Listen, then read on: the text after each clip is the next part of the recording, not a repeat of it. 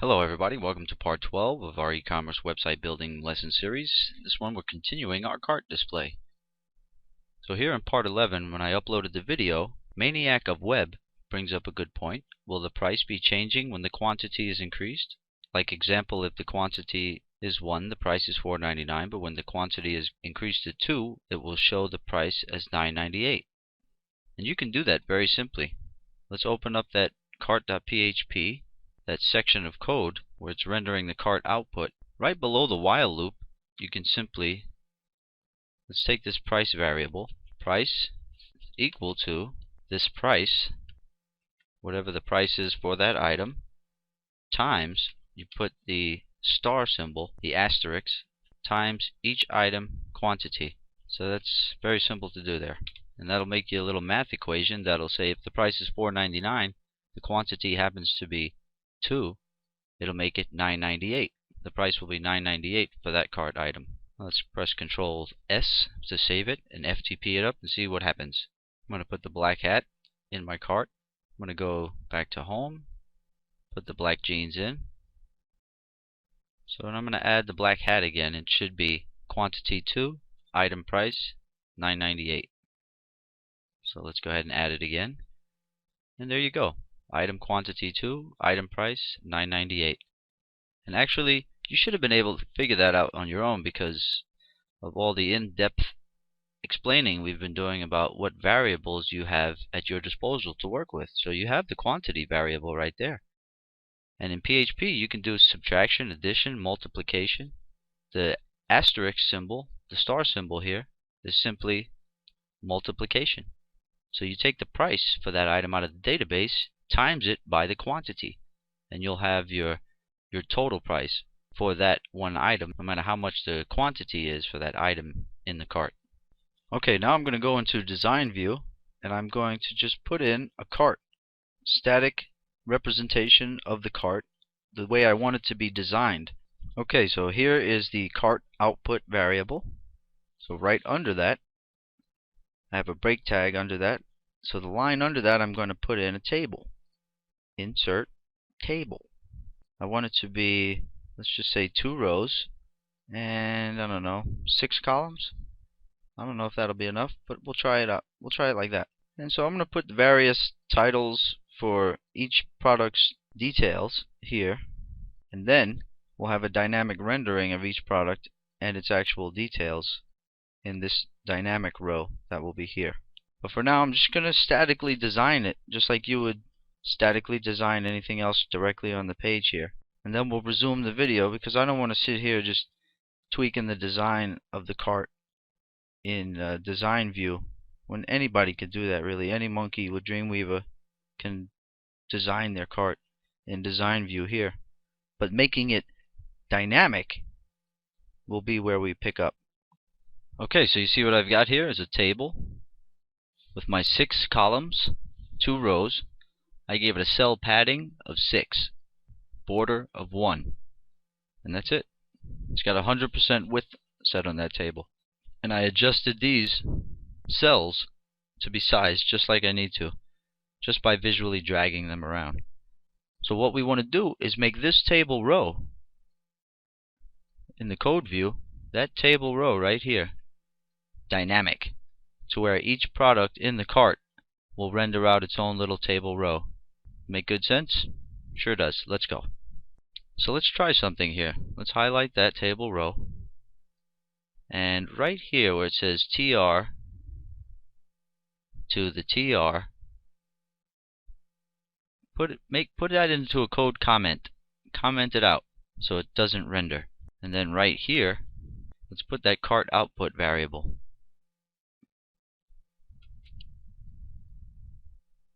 Right there. Semicolon, and go up to your PHP tab and echo it out. Now, since you're going to be echoing it into the table, you're going to make sure it has to have the same amount of table cells, 6 table cells that you have to render within this section of the cart output in the PHP. It's very simple. So you see this cart output? Instead of just throwing these things out for display like that, we're going to neatly pack them into table cells, 6 of them to be exact, and we're going to get the items image to display in the first table cell along with the title of the product. Alright, so let's put a little comment that says dynamic table row assembly. Each thing needs to get placed within the TD tags right there. So let's take this first one. Actually, it's going to be item name would be the first one. So let's take that. Control C. Let's put it right there. Let's take these TD tags. Make sure the closing one's on that side. You can get rid of that and BSP, which is just a space.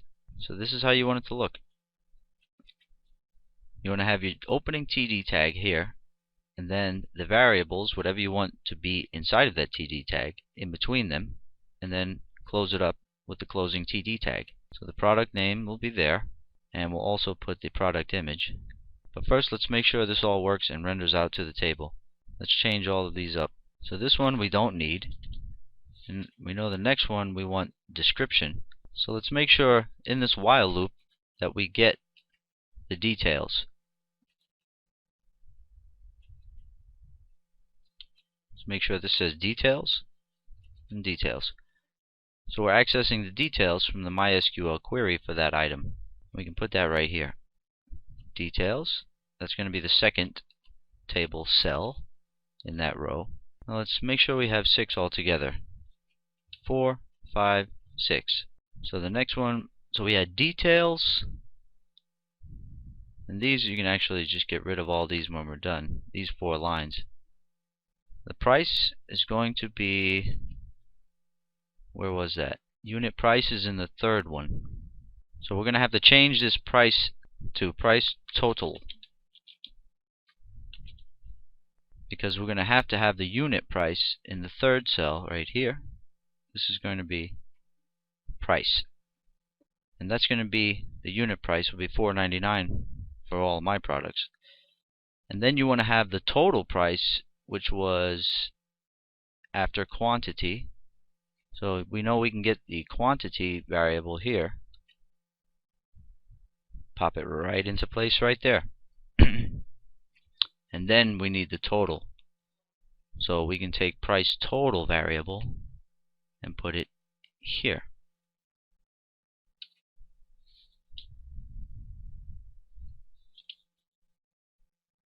And the last thing is going to be a remove button. So let's just type that in. For now, let's just type in an X character, just for static representation. Let's remove all of these. We don't need these anymore. We're going to have to put the table row tag in there too. So let's make cart output variable again. And this is going to be starting TR tag. That's the starting table row tag. So right there at the top you put the starting table row tag. At the very bottom you put the closing table row tag. So there you go. There's a dynamic table row that's going to be assembled within this for each loop for each cart item, and it's going to be placed right there in cart output. Let's see if that works. Let's FTP it to the server and check things out. But we still have to add a few things to this table to make it really work as a cart should. Alright, so I FTP'd the new programming up to the store, and this is what I get, which is exactly what I wanted. And you can make this table header any color you want. That's what I'm going to do. I'm going to change the color of it. Let's go back to design view.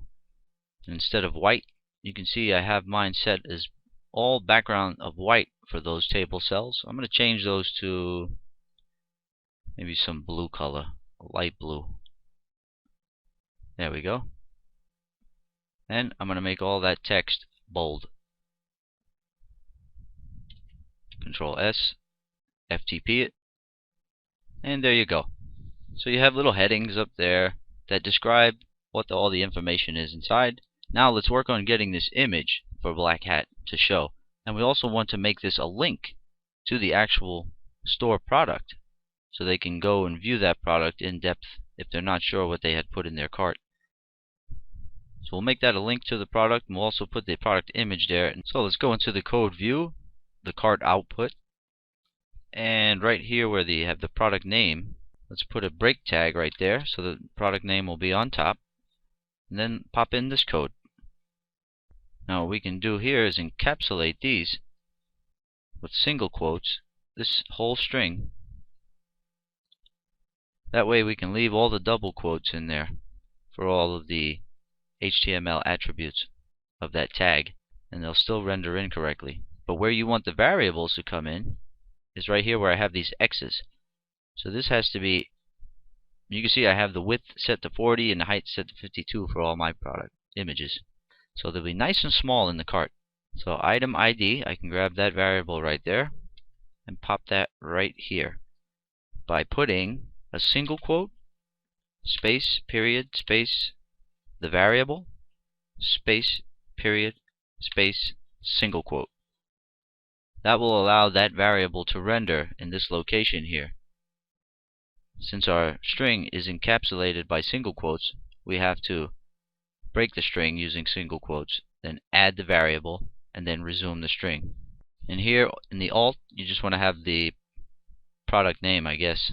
So let's do the same thing. Single quote, period, variable, period, single quote. And let's put the variable right there, product name.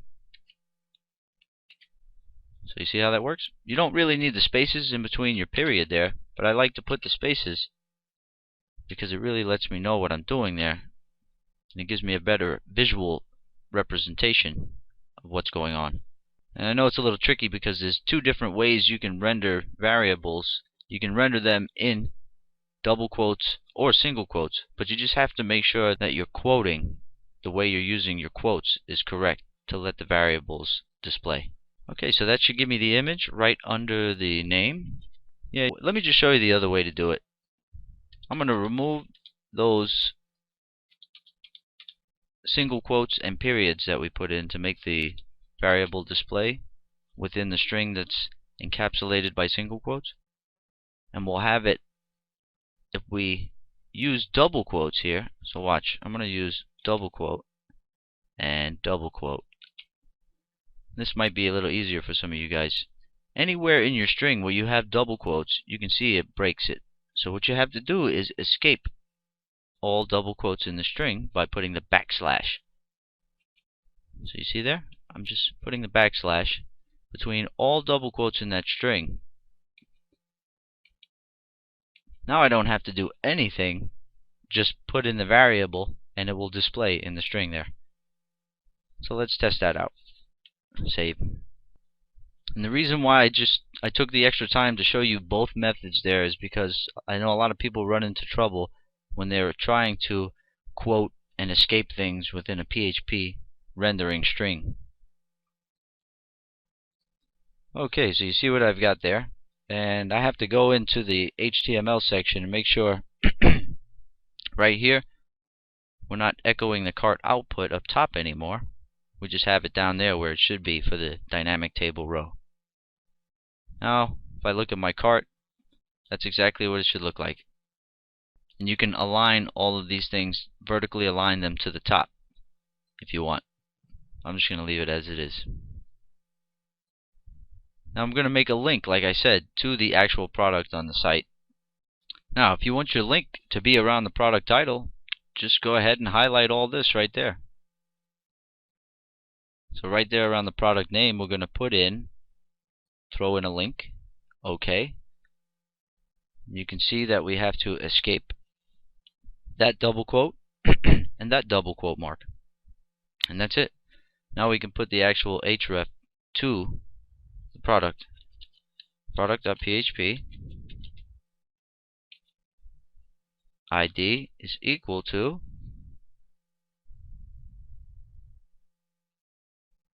actually we can remove those double quotes and the periods there because we don't need them anymore, since we made the string encapsulated with double quotes. Since our whole string is encapsulated with double quotes here, that means we do not have to do anything to those variables and they'll still render. So what we need here is item ID variable.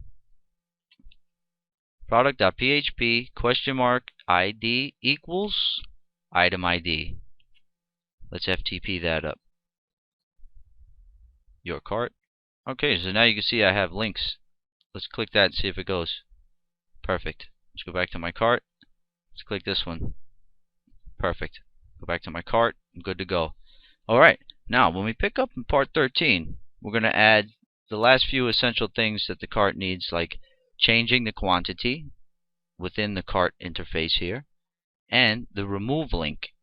And once we get those two things working, we're pretty much close to finished, because all we have to do is assemble all the variables into a nice little package that can be sent off to the payment gateway. And we're also going to have the payment gateway's IPN script for PayPal, which will show you how to database all your transactions. And really, that'll be the end of the series. So we're very close to the end now, guys. But now you have more of a real cart look going on here. And we want to put $signs in front of these prices. So we can just go into the code very simply and place in a $sign there and one right there. Save. And there you go. Oop, I put it in the wrong slot. Each item quantity right here, price total is where I wanted that. There we go. Okay, so there you have it. There's your total, the $sign, unit price with the $sign there. You can see I have 3 of those items, 3 of the black hats in my cart, so that's why it says $14.97 here.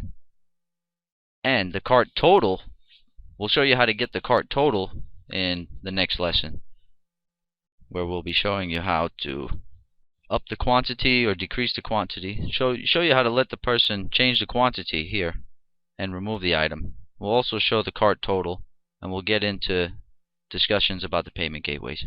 Alright, so we'll see you in the next part.